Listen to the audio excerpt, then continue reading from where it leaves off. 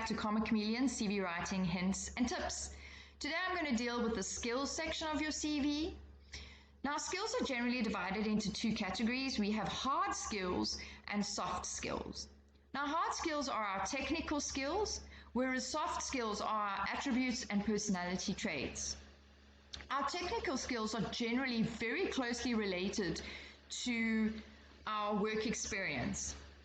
And so, for example, that would include your computer programming skills, computer program skills, industry-related software, so CAD, CISPRO, ACFIN. These will be the skills that you've learned, and often you might have a certification for it, and so you can then decide whether you want to put it under a hard skill or certification or combine the two. Again, I'm going to emphasize that for hard skills and soft skills, you need to consider the advert that you're applying for and try and mirror the skills that they are requiring. And then obviously if you have skills over and above that, you can add that too. So all our different types of skills kind of fall into technical skills, computer skills, analytical. If you're in marketing, marketing skills, presentation skills. If you're in management, management, project management, specific writing skills. For example, a hard skill would be editing in certain programs. So I would have a hard skill of editing and reviewing in Microsoft Office. If you have language skills, I suggest you include that. So if you speak multiple languages, you want to include your languages. It's a very high priority on CVs at the moment. Okay, so those are kind of examples of our hard skills. But what about our soft skills? And if you remember when we were talking about our profile, we were talking about attributes. So we got attributes and personality traits. So these are your communication skills, whether you're teamwork, whether you can good at teamwork, whether you can work independently. If you have problem-solving skills, you're excellent at time management, critical thinking, decision-making, organizational skills, and stress management. And one of the skills that I have is conflict management or conflict resolution. So those are the kind of things. I actually do have a qualification in conflict resolution, but it's also a very good soft skill to have in a work environment, especially if you're in a leadership position. So these are the things you want to consider when you're looking at your hard and soft skills for your CV. It's very important that you provide the hard and soft skills related to the job you are applying for. And most job adverts will list the exact hard and soft skills they are looking for. And you just need to know what to look for. So I'm going to have some examples for you. Here's the first one. This was obviously, in what we can see, an IT-related field, and they ask for specific certifications and hard skills. So for these, I would put under certifications. They've asked for professional certifications. If you are in IT, a lot of your certifications and your experience will overlap. And so if you do have a certification, put it in your certification or qualification section. But if you just have extensive experience and no certification, put that under your hard skills. So while it lists all the specific technical and hard skills that they're looking for, they also give us an idea of the soft skills. So we've got, for example, an ability to multitask, prioritize, and manage time efficiently. Here you want to refer to your organizational skills and your time management skills. Here we've got our communication skills. Communication skills always refer to your verbal and written communication skills. So these are soft skills that fall across multiple fields. Comfortable in a diverse and fast-paced environment. Whenever someone says fast-paced, it means your stress management skills need to be very good. We've got goal-orientated. This relates to deadline-orientated skills and organized team player. Experience working with network and server management support. So in terms of, they say, we need you to have worked in a support role, you want that to be that you have really good customer relations skills. Let's take a look at another one.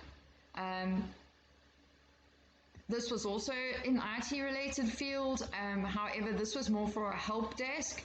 So they had slightly different skills. So obviously you need the minimum 5 years Windows Server experience, which would be a hard skill. And then you'll see they got quite a few soft skills: customer relations skills, professional attitude, ability to handle projects to completion. You'll want to look at that as deadline orientated, goal orientated, attention to detail, so detail orientated, and an aptitude for problem solving, so problem solving skills. So you'll see that the adverts will tell you what hard and soft skills they're looking for. This is for, I think it was for a CRM administrator. So obviously they want the database administration experience, which is a hard skill. Contract administration experience, a hard skill. Customer service experience, this is a soft skill. So that falls down to your communication skills and your customer relations skills. And then they've got these three, which are hardware related and software related. Sorry, it's just software related. So these are hard skills. And then again, back to our soft skills: time management skills, able to work independently, organizational and planning skills, detail orientated, team player. Here we got stress management skills and deadline orientated, honest and trustworthy. So really each job application that you send through, you will be given direction by the advert as to what they're looking for. And it's important that this is part of why I keep emphasizing you need to be able to adjust your CV for each position that you apply for. If you have attributes and personality or hard skills over and above what they're asking for, include those.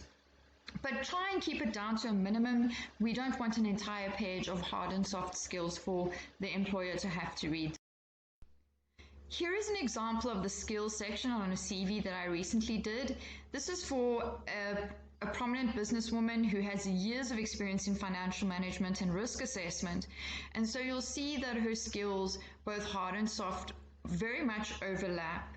So while we have the analytical and numerical skills that are required for finance positions, we've also included communication and presentation skills because those are often related. You don't need to separate your hard and your soft skills. I would suggest that if your hard skills are entirely different from your soft skills and relate to software programs, that you would put your computer programs first that you're able to work with. If you're in design, all the design programs that you're able to use, and then list your soft skills. But mixing them up is not a problem if they are interlinked. So we've got your financial analysis, interpretation, and reporting, and included in reporting would be communication skills. So we've got communication and presentation over here, but we've also got the financial reporting. So you'll see that often your skills are linked to your exact experience in your work environment. And this is really helpful if you've been in a similar position or similar positions throughout your work career. You will have gained those long-term skills, and you may want to call them key skills or just skills. This is just an example. I've grabbed some of my skills off of my CV. And you'll see that I have quite a lot of different programs. So LawPack, CISPRO, and ACFIN. Now these three programs may be similar in some sense. LawPack does an accounting function, as obviously ACFIN is an accounting function. And CISPRO has more to do with production distribution. So I would look at the advert that I'm applying for and say, okay, they only asking for LawPack and there's no relation to CISPRO and ACFIN whatsoever, so I would remove that. Research skills is one of my top skills, and oh look, they're looking for research and reporting skills, so I'll go research and reporting skills. I'm going to change that and adapt it. LawPack, Adobe Illustrator and Photoshop, do they need me to have that? Oh wait, no they don't. So I'm going to take that out, but they've definitely insisted I have time management skills, that I'm deadline orientated, that I have excellent communication skills, conflict resolution skills, and project management. And so this would be my skills section related to an advert that I'm applying to. If the advert didn't require LawPack and just required that, I would take it out. So always have a look at the advert and then literally adjust your CV to apply. If you do have a really good skill that perhaps isn't listed in the advert, but you feel that that's something you can really offer them over and above other candidates, then I would suggest that you put that in there. Always upsell yourself, but don't put so many skills down that it becomes an entire page on its own. And then, as before, I showed you that I used blocks, text boxes to move around. And so, in my case, I would probably get that nice and square, and then I would come and I would put that underneath my qualifications, obviously according again to what the advert requires in terms of qualifications and skills. And here we go, we start having our divided CV.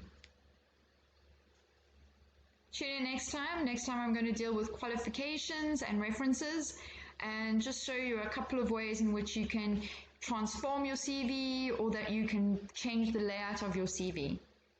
See you next time.